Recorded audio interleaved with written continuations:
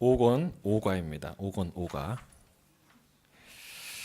하나님 고난의 종이 무엇인지 밝히시다. 신학적 주제 같이 읽어볼까요? 시작.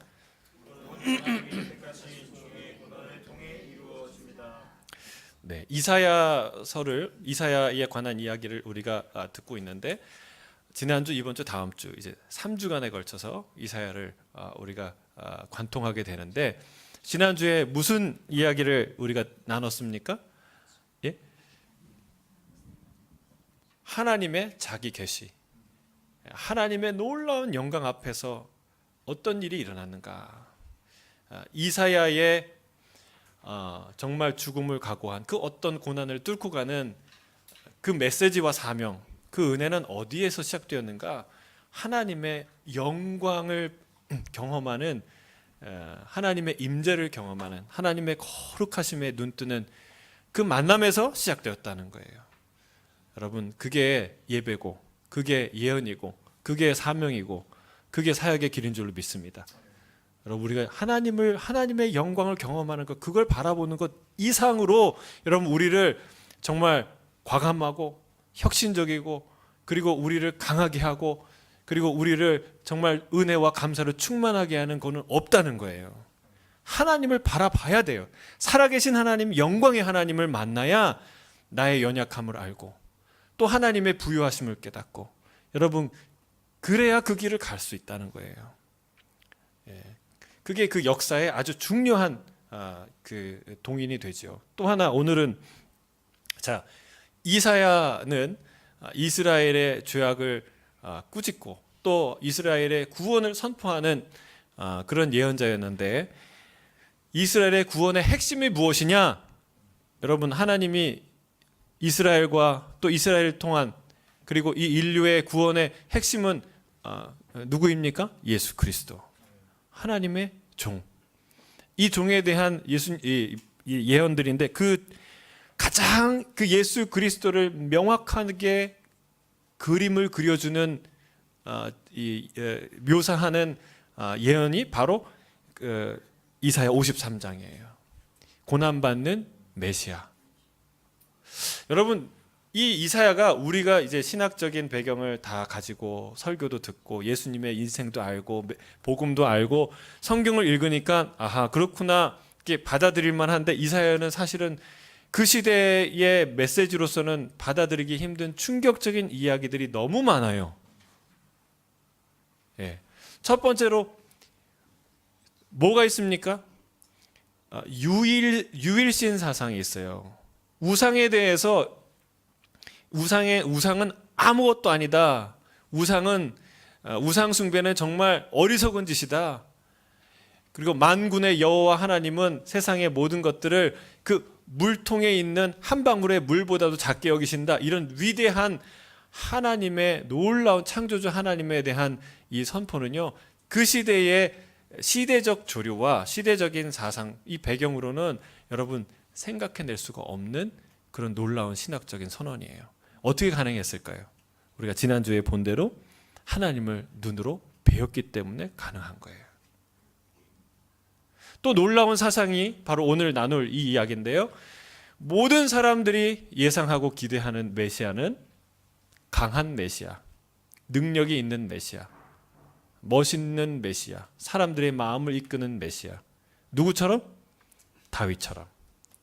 다윗처럼 눈에 보이도록 우리의 나라를, 그리고 우리의 사람들을, 우리의 연약함을 메이크업 해주고 이끌어주고 구원해주는 그런 놀라운 메시아, 그 메시아를 기대한다는 거예요. 근데 오늘 이 본문은요, 그 예언서 가운데 고난받는 메시아에 대해서 이야기를 해요. 이건 참 낯선 개념이에요. 다른 데서는 찾아보기 힘든 개념이에요. 그 구약에서는 고난을 이 징벌적 의미로 생각을 했어요. 그러니까 죄인이 받는 징벌. 그러니까 욥기를 보세요. 욥 친구들이 다 얘기하잖아요. 이 고난이라는 것, 죄 때문에 오는 것인데 너 무슨 분명히 죄를 졌기 때문에 그런데 네가 알지도 못한 혹은 숨기는 죄가 있을지도 모르니까 너 죄를 인정해라 얘기하지 않습니까? 그게 그 시대에, 구약 시대에 또는 모든 사람의 이 평범한 기준이었다, 평범한 생각들이었다는 것이죠. 그런데 오늘 이 본문은요, 너무나 튀는, 너무나 눈에 띄는, 너무나 차별이 되고 이 신약 시대의 이 예수 그리스도를 정확하게 묘사하는 본문이라고 할 수 있다는 거예요. 여기에 하나님의 놀라운 구원의 길이 계시된 줄로 믿습니다. 이 이사야의 주옥 같은 예언들 중에 정말 여기 뭐라고 표현하냐면 그 이사야 53장은 영적인 에베레스트 산과 같다. 그렇죠? 영적인 에베레스트 산. 오늘 저와 함께 에베레스트 산에 올라갔다가 내려오시길 바랍니다. 거기 계속 계시면 힘드세요. 정신 차리셔야 됩니다. 자, 1. 고난의 종은 멸시받고 버림받으실 것입니다. 우리 13절부터 52장 13절부터 53장 3절까지 함께 읽겠습니다. 시작. 보라 내 종이 형통하리니 받들어 높이 들려서 지극히 존귀하게 되리라. 전에는 그의 모양이 타인보다 상하였고 그의 모습이 사람들보다 상하였으므로 많은 사람이 그에 대하여 놀랐거니와 그가 나라들을 놀라게 할 것이며 왕들은 그로 말미암아 그들의 입을 봉하리니 이는 그들이 아직 그들에게 전파되지 아니한 것을 볼 것이요 아직 듣지 못한 것을 깨달을 것입니다. 자, 13절에 보니까 보라 내 종이 형통하리니 받들어 높이 들려서 지극히 존귀하게 되리라. 지극히 되리라. 이제 십자가를 지나서 부활하신 예수님의 놀라운 영광을 먼저 선포하죠. 그런데 그 일이 사람들이 잘 예상하기 힘들고 알아보기 힘들고 그래서 사람들이 충격을 받고 놀랄 것이라는 이야기를 하는 거예요. 자, 14절에 보니까 전에는 그의 모양이 타인보다 상하였고 그의 모습이 사람들보다 상하였으므로 영광을 받기 전에 지극히 존귀하게 되기 전에 그의 모습이 어땠다고요? 상하였다. 사람들이 예전에 보았던 모습은 상한 모습이었어요. 여러분, 이 상했던 모습이 무슨 모습입니까? 십자가에서 처참하게 죽으신 그런 모습이죠. 여러분, 누가 상할 대로 상한 메시아를 기대했겠습니까? 여러분, 멋있고 의지할 만하고 나를 내가 내 인생을 걸 만한 그런 늠름한 메시아를 기대하지 않았겠습니까? 그런데 누가 과연 이 상한 메시아를, 상한 사람을 보고 찢기고 맞고 터지고 피를 흘리는 그 사람을 나의 메시아로 생각이나 했겠습니까? 불가능한 일이라는 거예요. 그건 불가능한 일이었죠. 그래서 많은 사람들을 놀라게 했다는 거예요. 많은 사람이 그에 대하여 놀랐거니와 그가 나라들을 놀라게 할 것이며 왕들은 그로 말미암아 그들의 입을 봉하리니 이는 그들이 아직 그들에게 전파되지 아니한 것을 볼 것이요 아직 듣지 못한 것을 깨달을 것입니다. 상상할 수 없는 예수 그리스도의 영광을 이제 보는 거예요. 그 전에 상상할 수 없는 천하고 상하고 다 터진 그의 모습을 보다가 이제는 상상할 수 없는 극과 극의 대비죠.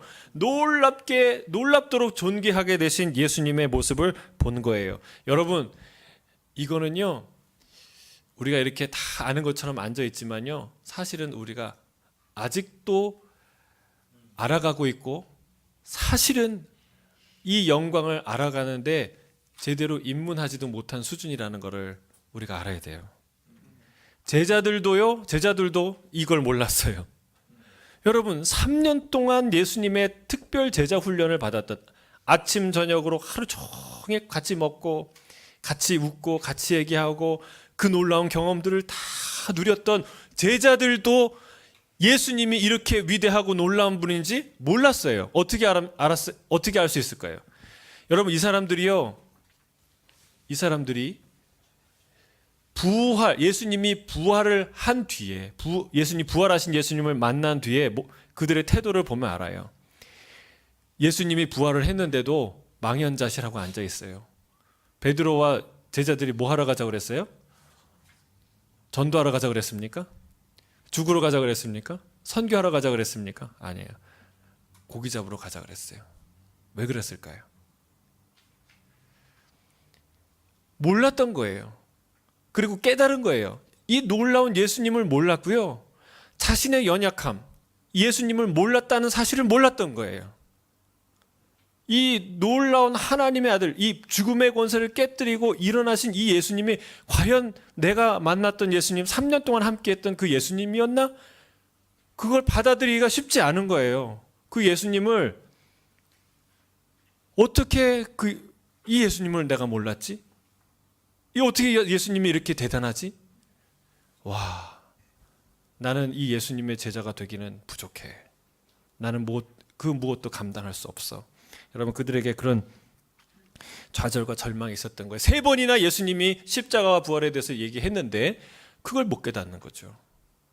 여러분, 그들에게는 그런 어안이 벙벙했고 망연자실이 했다는 거예요. 여러분, 제자들도 몰랐어요. 하물며 우리는 아는 것처럼 여기 앉아 계시지만 저도 그 얘기를, 그 고민을, 그 기도를 오늘 하루 종일 했어요. 이 본문을 준비하면서 하나님, 내가 이 영광과 이 은혜와 하나님의 이 놀라운 사랑을, 예수님의 사랑을 정말 조금이라도 알길 원합니다. 얼마 전에 누군가 그 얘기하는 걸 들었어요. SNS에 요즘에는 다 사진이 뜨잖아요. 그러니까 성지순례 갔던 사람, 이 지인들이 성지에서 이게 예루살렘에서 사진을 찍어서 딱 올렸는데 그걸 보면서 그분이 그런 생각을 했대요. 좀 삐딱한 사람은 아니에요. 그래서 그분이 그런 생각을 했대요. 아, 성지순례에서 어떻게 이렇게 할 수 있을까? 그러니까 우리 아버지가 죽었는데, 여러분, 아버지가 살해를 당하면, 우리 아버지가 살해를 당하면 그 살해 당한 장소에는 가기도 싫은 거예요. 여러분, 거기 가서 웃음이 나옵니까? 그 장소와 그 환경을 보면서 웃음이 나옵니까? 물론 제가 이제 그 얘기를 들으면서 참 많은 것들을 생각했는데, 저도 성지순례를 갔죠. 그리고 가서 낄낄거리고 웃지는 않았어요.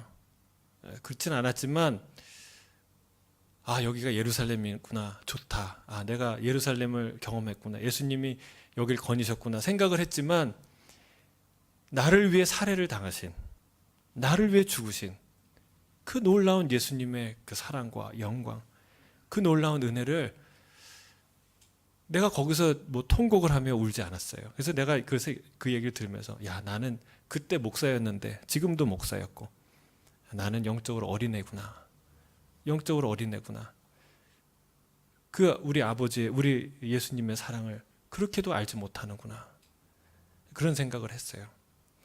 여러분, 우리는요, 예수님의 사랑을 몰라요. 이 놀라운 사랑을 평생 우리가 알아가야 될 줄로 믿습니다. 그 사랑의 영광, 그 사랑의 끝없는 것을 직접 눈으로 보는 것은 우리 천국일 거예요. 여러분, 우리가 일평생 우리가 이 사랑을 묵상하고 붙들고 기도하고 간구해야 될 줄로 믿습니다.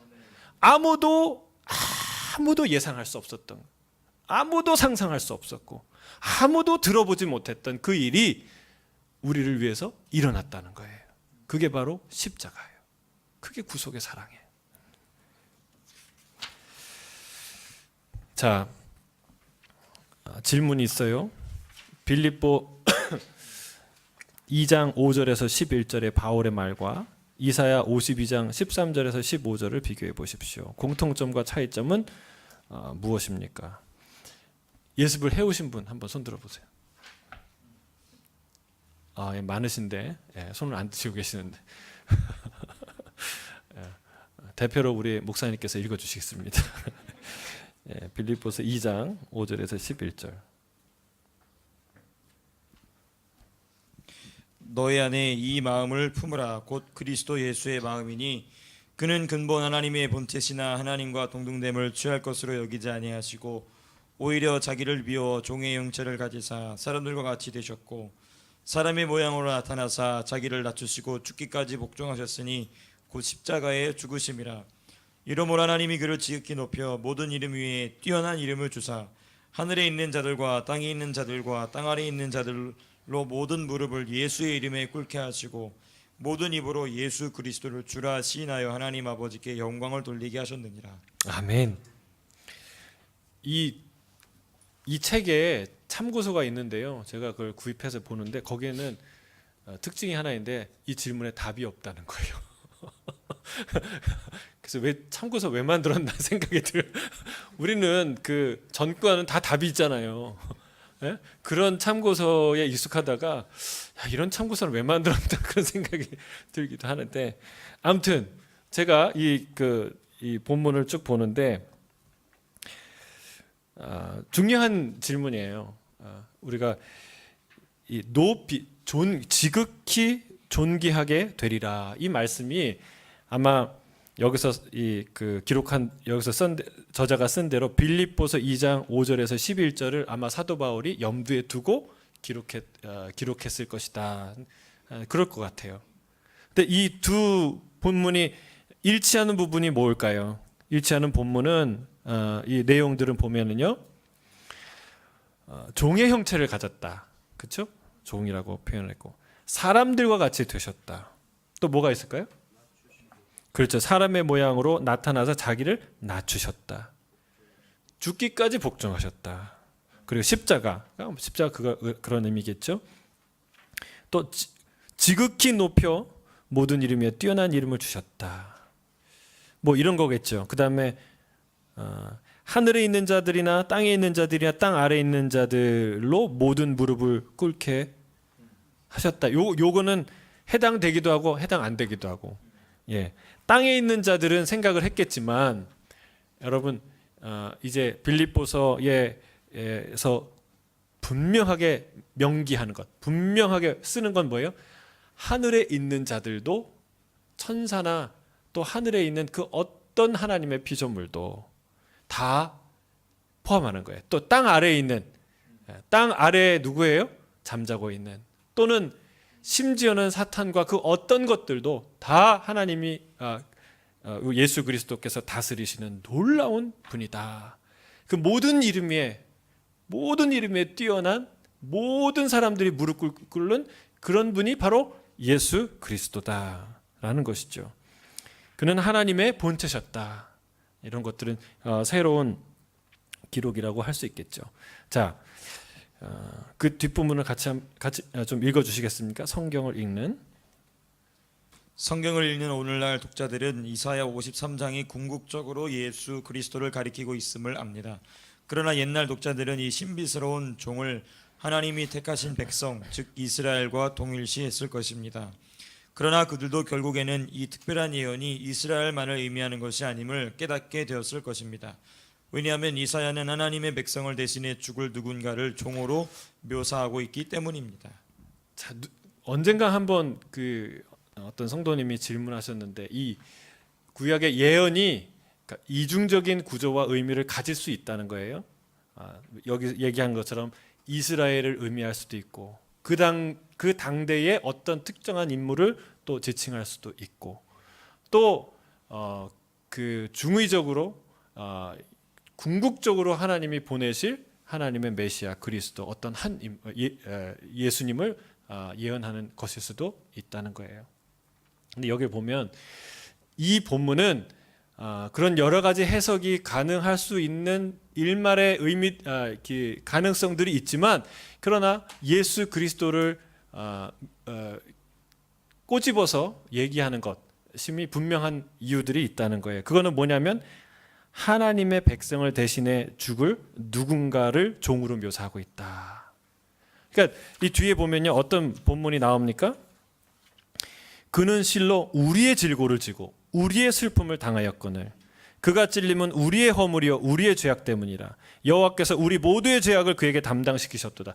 여러분 이스라엘이라고 아무리 형상화하더라도 이스라엘이 우리의 죄를 짊어지고 이스라엘이 우리의 허물을 다 뒤집어 쓰고 우리의 모든 죄악을 뒤집어 쓸 수 있습니까?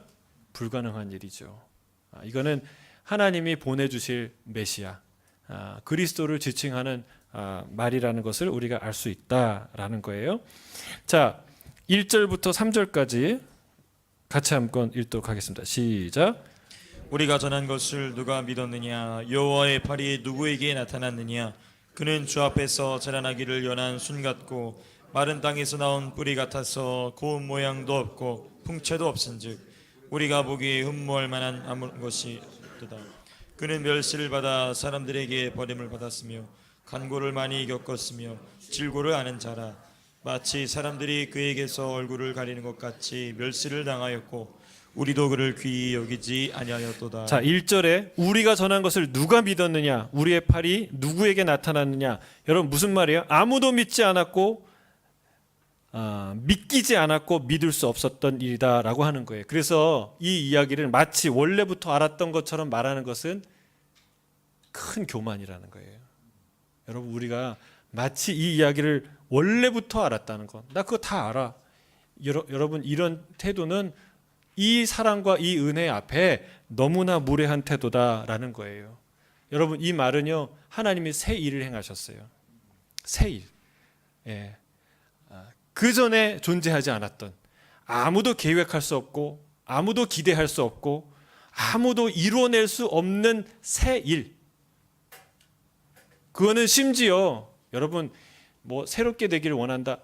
다 우리가 다 하나님이 새 일을 행하시길 원한다고 하지만 정작 하나님이 우리에게 새 일을 행하실 때 제일 불편해할 사람이 누굴까요?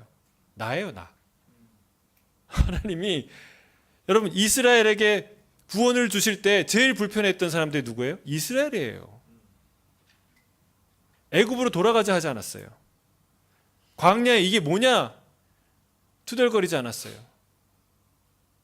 가나안 이 철병기를 마주대할 때 이제 우리가 다 죽었구나. 여기에서 우리를 죽이시려는가 보다. 이런 악평을 쏟아냈던 사람들이 누구예요? 이스라엘이에요. 여러분 우리가 기억해야 돼. 우리가 그런 존재라는 사실을 자각해야 돼요. 우리가 원래부터 이 하나님의 거대한 사랑의 은혜를 그 계획을 깨닫고 헤아리고 아는 사람이 아니라는 거예요. 아무도 이것을 원래부터 알았다고 말할 수 없는 거예요. 이 일은 새로운 일이고 하나님이 인간들이 하는 모든 종류의 일과는 전혀 다른 하나님의 놀라운 일, 그 일을 하나님이 하셨다는 거예요. 누가 믿었느냐? 누구에게 나타난 적이 있느냐? 그런 적 없다는 거예요.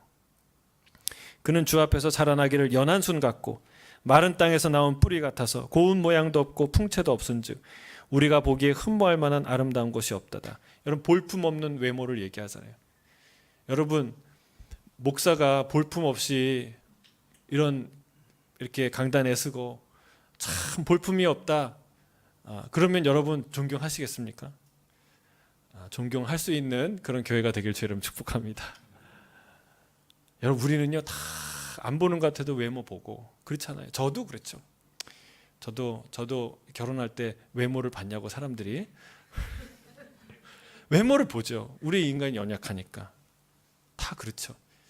근데 우리가 그렇다는 거예요. 근데 여러분 그러니까 인간으로서 이 메시아를 우리가 알아보거나 그 메시아를 맞이할 만한 준비가 아무도 되어 있지 않다는 거예요. 아무도. 그러나 위풍당당한 메시아를 우리가 기대했겠죠. 그러나 진짜 메시아는 볼품 없는 외모를 가지고 그렇게 낮아지고 겸손한 모습으로 오셨다는 거예요. 여러분 예수님이요 능력이 없어서 그런 모습으로 오셨을까요? 여러분 위풍당당하고 얼마나 멋있고 얼마나 장엄한 모습으로 오실 수 있는 분이에요. 그런데 정말 겸손하게 그런 모습으로 오셨다는 거예요. 저는 이게 복음의 핵심인데 이게 놀라운 은혜인데 여러분 이런 은혜가 저와 여러분 가운데 있기를 주의 이름 축복합니다.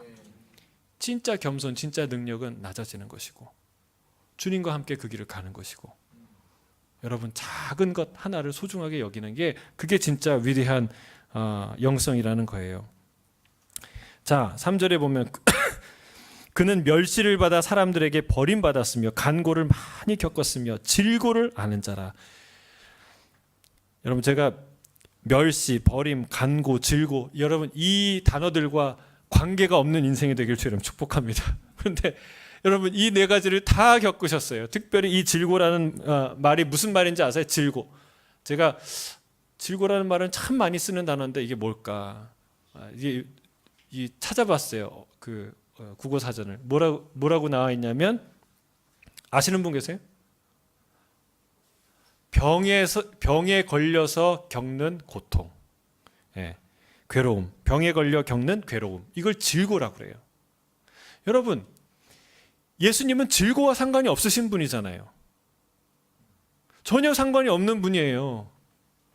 건강하다 못해 여러분, 그 예수님의 그 존재를 그 어떤 육체적인 영적인 존재가 해를 가할 수 없는 존재가 우리 예수님이에요. 질고와 상관이 없는 분인데 성경이 말하잖아요. 그는 질고를 아는 자라. 여러분, 이 안다는 것은 그냥 지적으로 안다는 뜻일까요? 아니에요. 성경에서 안다는 건요, 진짜 안다는 거예요. 경험해서 안다는 거예요. 그 한가운데 들어가 본 사람, 그걸 안다라고 해요. 뿐만 아니라 그 질고를 경험할 뿐만이 아니라 그 질고를 지고 가셨다는 거예요. 놀라운 사실은. 여러분, 병 중에 아프신 분 계십니까? 또 우리 인터넷으로 함께 하시는 분 중에 아프신 분 계십니까? 여러분, 이거 복음이에요. 그 위대하신 하나님이 질고를 아신대요. 이 병으로 겪는 이 고통을 예수님이 아신대요. 질고를 아는 자다. 이게 우리 인간의 어떤 아픈 사람을 두고 하는 말이 아니라 그 위대하신 예수님을 두고, 메시아를 두고 하는 말이에요. 저분은 질고를 아시는 분이야. 여러분, 이민사회에 오니까 이민사회에 이 어려움을 겪은 사람들은 그게 하나의 훈장이잖아요. 저 사람은 이민사회의 뜨거움을 아는 사람이야. 그러면은 뭔가 좀 쳐주잖아요. 이렇게. 안 그렇습니까? 저 사람 불같은 그 시험을 지나간 사람이야. 근데 우리 예수님이 그런 분이라는 거예요. 그냥 알아주는 분이 아니라 그 고난을 경험해서 아시는 분이고, 그 고난과 질고를 짊어지셔서 아시는 분이다 라고 말씀하고 있습니다. 근데 사람들이 어떻게 생각한다고 그래요? 사람들이 마치 그에게서 얼굴을 가리는 것 같이 멸시를 당하였고 외면했다는 거예요. 그 예수님을. 내가 저런 사람하고는 어떻게 말을 섞지도 말아야지. 저렇게 저런 사람하고는 내가 함께 하기도 싫어. 이렇게 경멸하고 외면을 당하는 존재가 되었다는 거예요. 그 죄가 내 죄인데, 그 허물이 나의 허물인데, 그분의 질고가 내 질고인데 우리가 도리어 그분을 향해서 그렇게 외면했다는 거예요. 우리도 그를 귀히 여기지 아니하였도다. 여러분, 만약에 이런 비슷한 대우를 받는 성도들이 있다면 그 교회에 있을까요? 없을까요? 이런 비슷한 대우를 받고는요, 목사도 견딜 사람이 없고, 장로도 견딜 사람이 없고, 권사도 견딜 사람이 없고, 성도도 견딜 사람이 없어요. 더럽고 치사해서 다 떠나요. 안 그렇습니까? 여러분, 귀히 여기지 않는데 나를 귀히 여기지 않아? 이러면서 다 떠나요. 여러분, 그게 우리라는 거예요. 근데 만왕의 왕 예수님께서 이 질고를 지셨다는 거예요. 이 외면을 당했다는 거예요. 이 수치와 모멸을 겪으셨다는 거예요. 여러분, 이게 상상이 되십니까? 이게 억셉트가 되십니까?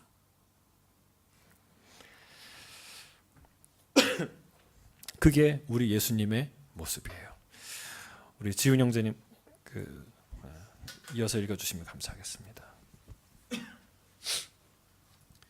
예수님 시대의 유대인들은 대적을 정복하는 권세를 지닌 왕으로서의 메시아를 고대했습니다.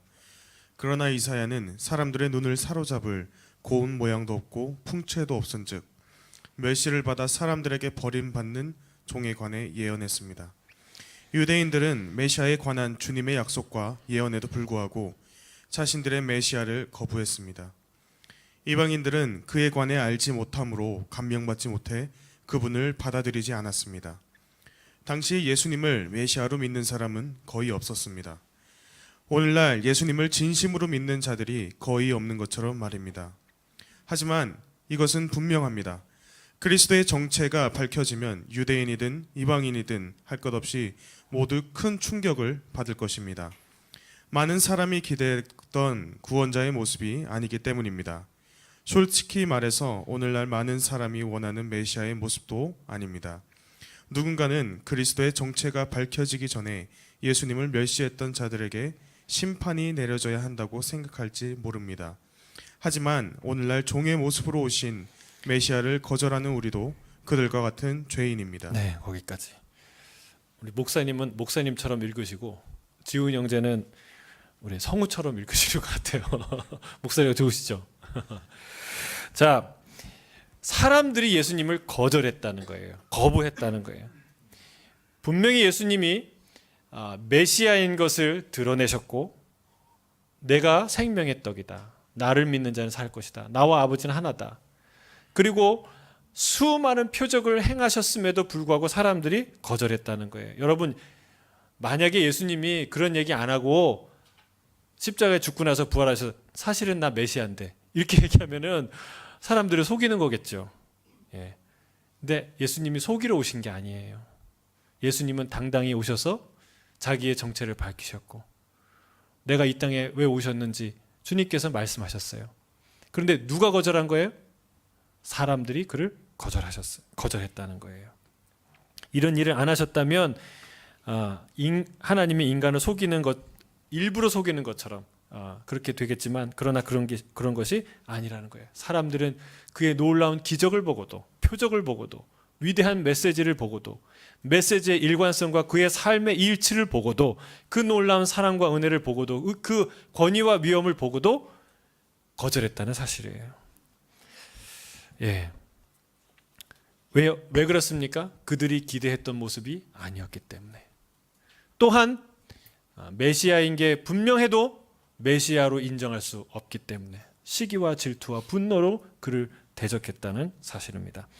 자, 57쪽 마지막에 그런 질문이 있어요. 오늘날 사람들은 예수님을 더 매력적인 존재로 보이게 하기 위해 어떻게 포장합니까? 어떻게 포장을 할까요?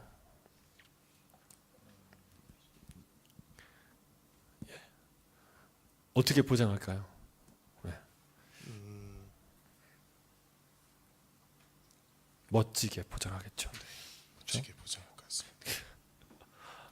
어떻게 예수님을 포장하나요? 요즘에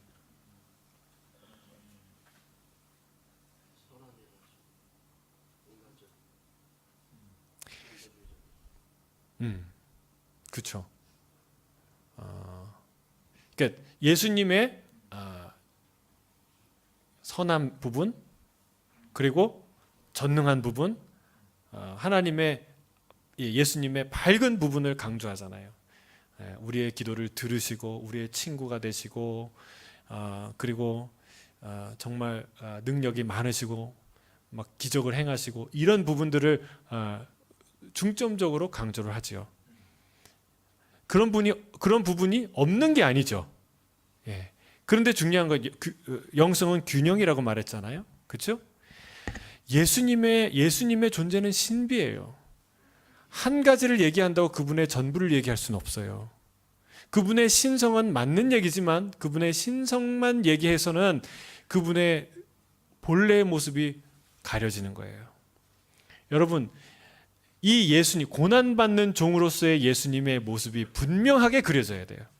분명하게 선포되어야 된다는 사실이에요. 예수님의 고난받으심, 질고를 아시는 예수님. 예수님 피곤하셨어요.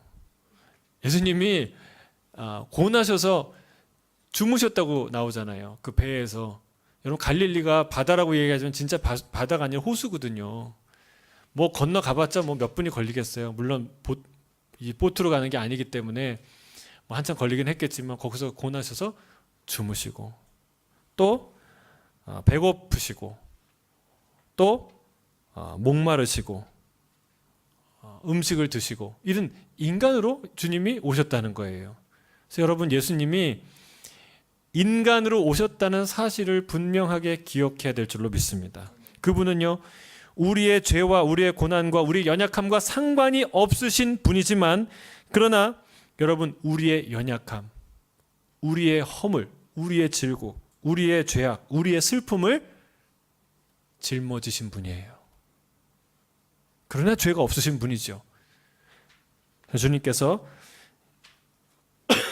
우리의 죄와 우리의 고난과 고통과 슬픔과 허물과 전혀 상관이 없으신 분이 그 고통 한가운데로 걸어 들어오셨다는 사실을 우리가 기억해야 될 필요가 있어요. 여러분, 그게 놀라운, 정말 상상할 수 없는, 정말 아무리 생각을 해도, 평생을 생각해도 다 그 끝을 헤아릴 수 없는 놀라운 사랑이 그 안에 담겨져 있다는 사실이에요. 자, 두 번째, 고난받는 종은 순종함으로 대속물이 되실 것입니다. 우리 4절부터 9절 함께 읽겠습니다. 시작. 그는 실로 우리의 질고를 주고 우리의 슬픔을 당하였거늘 우리는 생각하기를 그는 징벌을 받아 하나님께 맞으며 고날 당한다 하였노라. 그가 찔림은 우리의 허물 때문이요 그가 상함은 우리의 죄악 때문이라. 그가 징계를 받음으로 우리는 평화를 누리고 그가 채찍에 맞음으로 우리는 나음을 받았도다. 우리는 다 양 같아서 그릇 행하여 각기 제 갈 길로 갔거늘 여호와께서는 우리 모두의 죄악을 그에게 담당시키셨도다. 그가 곤욕을 당하여 괴로울 때에도 그의 입을 열지 아니하였으며 마치 도수장으로 끌려가는 어린 양과 털 깎는 자 앞에서 잠잠한 양같이 그의 입을 열지 아니하였도다. 그는 곤욕과 신문을 당하고 끌려갔으나 그 세대 중에 누가 생각하기를 그가 살아있는 자들의 땅에서 끊어짐은 마땅히 형벌받을 내 백성의 허물 때문이라 하였으리요. 그는 강포를 행하지 아니하였고 그의 입에 거짓이 없었으나 그의 무덤이 악인들과 함께 있었으며 그가 죽은 후에 부자와 함께 있었도다. 아멘. 근데 이 부분은요, 정말 신약의 그 어떤 그 부분보다 더 십자가의 모습을 시적으로 또 압축적으로 또 장엄하게 표현하는 구절이어서 십자가를 얘기할 때 꼭 오히려 구약의 이사야 53장으로 오고 싶은, 와야 하는 그런 마음을 느끼게 하는 곳이에요. 예수님의 십자가의 형벌을 너무나 정확하게 묘사하고 있다는 사실입니다. 대속물은 왜 필요합니까? 아담과 하와가 죄를 선택함으로써 인류는 죄의 저주로 비틀거리게 되었습니다. 결과적으로 죽을 운명이 되었는데 구원의 유일한 소망은 우리에게 내려진 사형 선고가 철회되는 것입니다. 그런데 예수님이 십자가에서 죽으심으로써 우리 죄값을 갚아 주셨습니다. 하나님은 우리 죄를 완전히 없애주시기 위해 우리에게 내려진 형벌의 짐을 자기 아들에게 지우셨습니다. 여러분, 이 예수님의 보혈의 은혜가, 그 보혈이 얼마나 어마어마한 값진 것인지 우리가 알아야 돼요. 요 앞에 제가 안 읽고 지나갔는데 55쪽에 작자 미상의 글이 있어요. 예수님이 얼마나 아름다운 제물이 되셨는지에 대한 고백인데 우리 같이 한번 읽어볼까요? 오 하나님의 빼어난 인자와 사랑이여, 그분은 우리를 미워하거나 거절하거나 저기를 품지 않으신다네. 그 대신 인내하며 관용을 베푸시고 그분의 자비로 우리 죄를 짊어지셨네. 우리를 위해 자기 아들을 대속물로 내어주셨고 무법자들을 위해 거룩한 일을, 죄 있는 자들을 위해 죄 없는 일을, 불의한 자들을 위해 의로운 일을, 썩을 자들을 위해 썩지 아니할 일을, 죽을 자들을 위해 불멸할 일을 내어주셨다네. 여러분, 이게 가능한 일입니까? 우리를 위해 자기 아들을 줄 사람이 어디 있습니까? 무법한 자를 위해서 거룩한 순결한 사람을 내어줄 리가 누가 있습니까? 죄 있는 자를 위해 죄 없는 일을 내어줄 리가 누가 있겠습니까? 불의한 자들을 위해 의로운 자를 내어주는 이가 누가 있겠습니까? 썩을 자들을 위해 썩지 아니할 자를 내어주는 사람이 어디 있겠습니까? 죽을 자를 위해 불멸할 일을 내어주는 이가 어디 있겠냐는 말이에요. 여러분, 그래서요, 여러분, 그 영적인 주술사들도 이렇게 저주를 하고 기도를 하고 하는 거 알죠? 예? 우리가요, 오늘 이제 정 목사님하고 이제 그 아침 먹고 아침에 이렇게 간단하게 산책을 하는데 그 얘기를 하시더라고요. 제가 아까 그 간증을 했더니 그 카스릴의 그 레인보우 깃발이 없어졌다고 얘기했더니 어떤 얘기를 하시냐면 그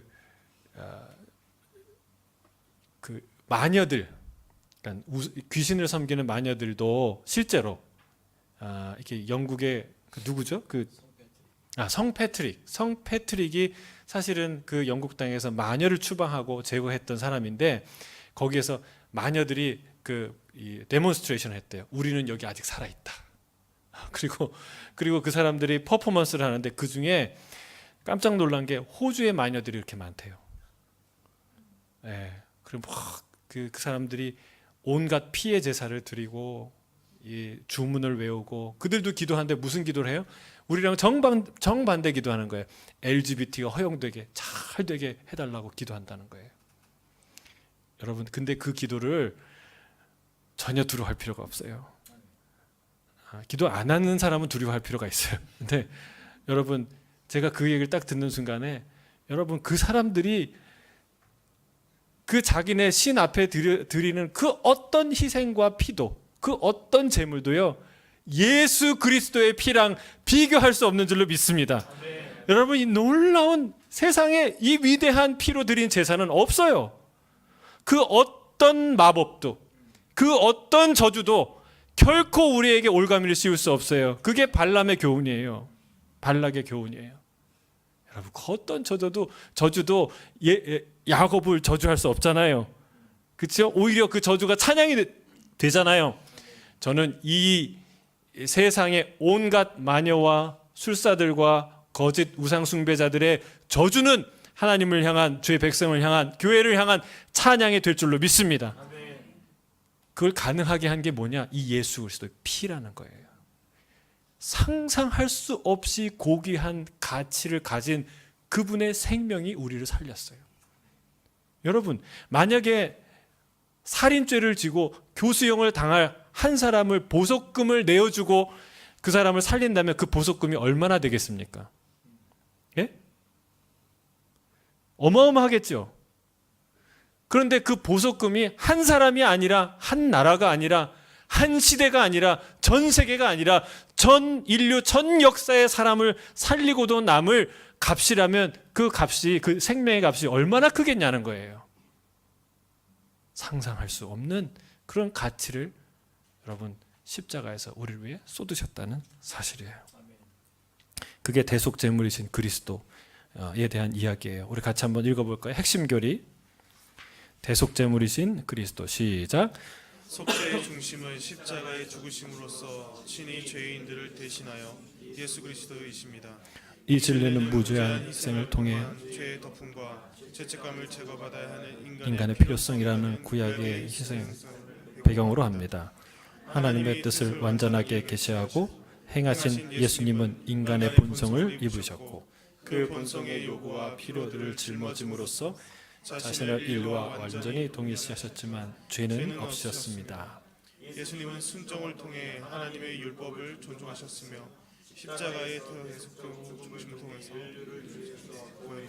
자, 대속제물에 대한 이야기는 우리가 많이 들어서 알지만 분명히 다시 한번 분명히 하고 넘어가야 되는, 대속제물은 무엇이냐면 내게 부어질 죄에 대한 하나님의 진노, 심판의 진노, 죄의 값을 그 어떤 존재가, 예수 그리스도께서 대신 다 받으셨다는 거예요. 그게 대속제물이에요. 속죄 제사에서 드려졌던 그 제물같이, 희생당했던 제물과 같이, 제사 드리는 사람이 칼로 그의 이 양의 미간을 혹은 심장을 혹은 목을 따서 그 생명을 바쳐 그 피를 흘려서 드렸던 그 속죄의 제사처럼 예수님이 그 칼을 받으셨고 예수님이 그 죄의 값을, 그 죽임을 당하셨다는 거예요. 그게 대속제물이에요. 제물의 특징은 뭐냐면 죄가 없는 거예요. 죄가 있으면, 흠이 있으면 안 되는 거예요. 우리 예수님은 흠이 없으신 가장 완결하신 예수님, 단 하나밖에 없는 그런 순결하신 제물이 우리를 위해서 대속제물이 되어서 죽으셨다는 거예요. 그래서 우리의 죄사함이 유효하게 되는 것이죠. 그게 대속제물이 되신 그리스도의 의미입니다. 질문이 있어요. 우리는 자기 죄의 무게를 최소화하기 위해서 어떤 애를 씁니까? 우리 마이크를 갖고 계신데요. 죄송해요. 우리 또 질문을 넘겨줄 수는 없잖아요, 그렇죠? 지훈 형제, 자기의 죄를 최소화하기 위해서 어떤 노력들을 하고 있습니까? 어떤 노력을 합니까, 보통?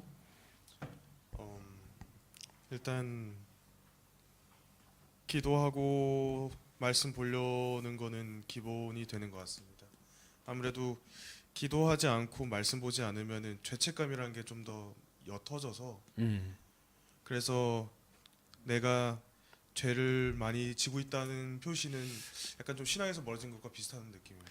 너무 많이 나가셨어요. 그러니까 이건 자기가 죄가 없다 아니면 죄가 작다라는 걸 변론하기는 단계를 지나서 난 죄인입니다. 그러니까 날 좀 살려주세요. 나는 좀 감해줘. 여기 단계까지 나가셨는데 너무 겸손하셔서 보통 우리는 자기의 죄를 최소화하기 위해서 자기 입장을 변호하죠. 설명하죠. 변론하죠. 대부분이 그래요. 모든 사람이 그래요. 그게 안 먹히면 2번 하고 3번 하고 4번 하고 끝까지 하고 좋은 사람 변호사를 사서 얘기하잖아요.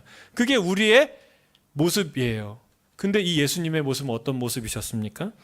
7절을 보면 그가 곤욕을 당하여 괴로울 때에도 그의 입을 열지 아니하였으며 마치 도수장으로 끌려간 어린 양과 털 깎는 자 앞에서 잠잠한 양같이 그의 입을 열지 아니하였도다. 여러분, 헤롯과 빌라도, 헤롯 앞에서는 절대로 한마디도 안 했고요. 그건 뭐 상대하기 싫어서 안 했지만 빌라도가 신문할 때요 말을 아꼈습니다. 말을 안 하셨어요. 겨우 몇 마디 하셨어요. 그걸 보고 빌라도가 기이 여겼다, 이상하게 여겼다. 왜요? 그런 사람이 아무도 없거든요. 진짜 죄인들도 나 죄인 아니라고 막 우기고, 진짜 억울한 사람들도 정말 혀를 막 그냥 깨물면서 피를 토하면서 자기가 죄인이 아니라는 사실을 강변하는데 이런 사람은 처음 봤다는 거예요. 하는데 죄도 없는 것 같은데 아무 얘기도 안 해요. 여러분, 왜 그러셨을까요?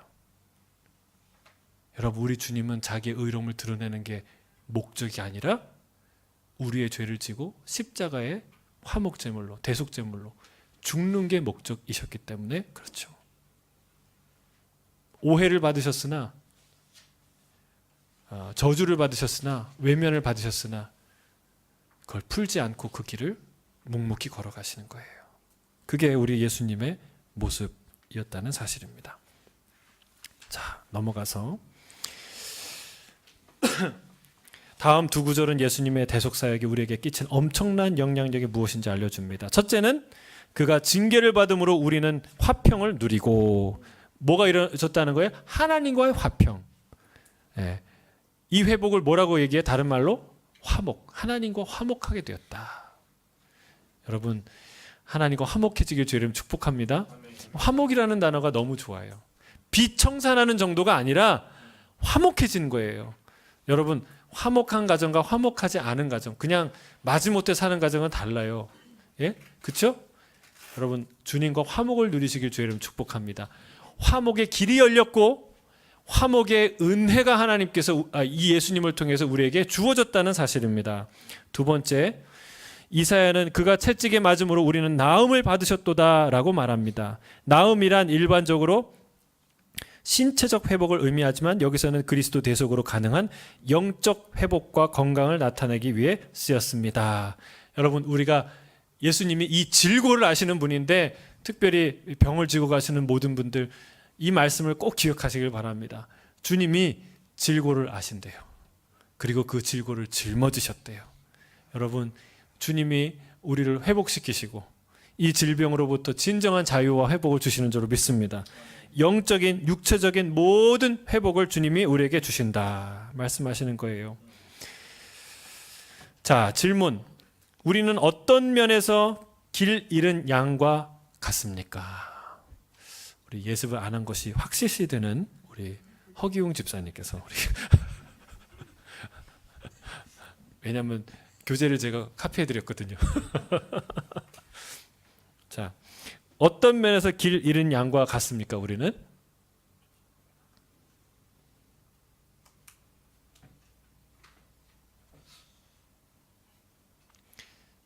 길 잃은 양과 우리랑 어떤 면이 비슷한 것 같아요? 생각 한번 해보세요. 길을 잃었어요, 양이. 정답이 있는 거 아니라고 제가 얘기했죠? 이건 정답이 없어요. 그냥 뭐예요? 어떤 양이 어떤 위기를 처하겠어요? 첫 번째, 그렇죠. 어디로 갈지 모르겠죠. 여러분 우리가 그렇잖아요. 어디로 가야 돼? 투자는 어떻게 돼? 사업은 어떻게 되지? 사랑은 어떻게 해야 되지? 애들은 어떻게 키워야 되지? 다음 단계는 어디로? 이사는 어디로 가야 되지? 여러분 이게 다 우리가 하는 고민 아닙니까? 어디로 갈지 모른다. 두 번째, 보호자가 없다. 두렵다. 그렇죠? 어떤 고난이 올지 모르겠다. 또 목자가 없어서 외롭다. 당황스럽다. 여러분 이게 다 우리의 모습이에요. 다 우리의 모습이에요. 자, 이 두 번째 질문은 잘 읽어야 돼요. 띄어쓰기를 잘해야 돼요. 그러니까 이렇게 잘 이해. 예수님의 종으로서의 사역은 어떻게 우리를 하나님께 인도합니까? 예수님의 하고 띄어야 됩니다. 그렇죠?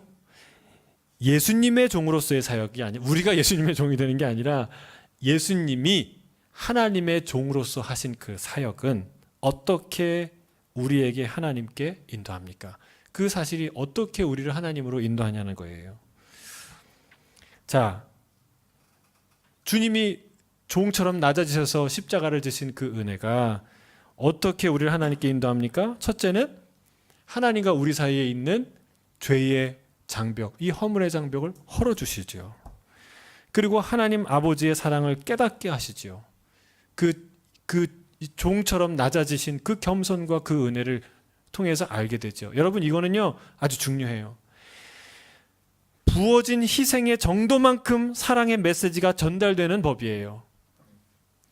우리가 재작년에